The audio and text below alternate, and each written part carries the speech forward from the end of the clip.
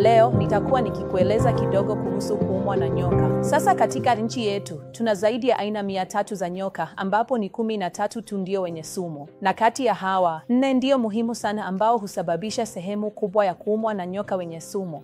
Hiyo ni cobra wetu, krate, nyoka chakara na nyoka scarlet nyoka. Je, sumu hii inaathirije miili yetu? Mara tu sumu inapoingia mwilini mwetu, inaathiri kwa njia 3. Moja, inasababisha uharibifu wa tishu katika maeneo ya karibu, uharibifu wa seli katika maeneo ya karibu. Pili, inaweza kuwa sumu ya neurotoxic, ambapo inasababisha kupooza kwa misuli, hatimaye kusababisha kushindwa kupumua na kifo. 3, zinaweza kuathiri kuganda kwa damu yetu, na wagonjwa hawa wataweza kufa kwa kuvuja damu. Kwa kweli, katika Russell Viper na huona vipa waliopigwa, hawa nyoka wanasababisha, wanaathiri kuvuja damu, wasifu wa kuganda.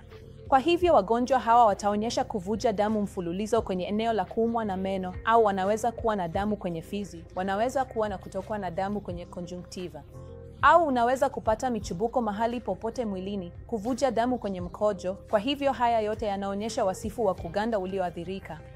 Sasa tunakuja kwenye kile kinachopaswa kufanywa mara tu tunapomwona mgonjwa aliyeumwa na nyoka. Mara unapogundua mgonjwa ameumwa, jambo la kwanza ni kumhakikishia asiwe na wasiwasi. Muweke mgonjwa alale chini kabisa mara moja, bila harakati. Kiungo kilichoathirika kinapaswa kuwekwa ama chini kabisa au chini ya kiwango cha moyo. Tunapaswa kukiweka kiungo hiki bila kusogea. Hii ni sawa na jinsi tunavyofanya wakati kuna kuvunjika. Kwa hivyo tumia kitu kigumu kama fimbo au kipande cha mbao, na unafunga hii kwenye kiungo kwa kipande cha kitambaa ili kiungo kisisonge kabisa. Kwa hivyo nitakuambia pia nini usifanye katika tukio la kuumwa na nyoka. Ikiwa una mtu aliyeumwa na nyoka, usimruhusu akimbie. Usiwaache wawe na wasiwasi, kwa sababu hofu na wasiwasi vitasababisha mapigo ya moyo kuongezeka, usambazaji zaidi wa damu, na sumu itaenea haraka zaidi mwilini. Kisha kuna watu tunawaona kwenye filamu, wanakata jeraha na wanajaribu kunyonya sumu kutoka hapo.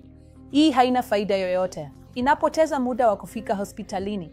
Na kiasi cha jumla cha sumu, haijalishi unanyonya vizuri kiasi gani, ni 2% tu ya sumu inayonyonywa. Watu wengine huzungumzia kuhusu pombe kupewa wagonjwa hawa ili kupunguza maumivu.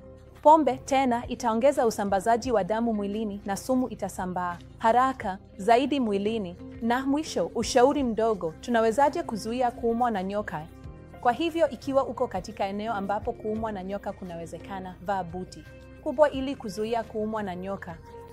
Ikiwa mtu analala nje wazi, ni bora kulala kwenye hema lililofungwa, au tu neti ya mbu inayokufunika kabisa inaweza kuzuia kuumwa na nyoka wakati unalala. Kwa hivyo, kaeni salama marafiki, na mnapaswa kujua jinsi ya kushughulikia ikiwa mtakutana na hali kama hiyo. Asanteni sana.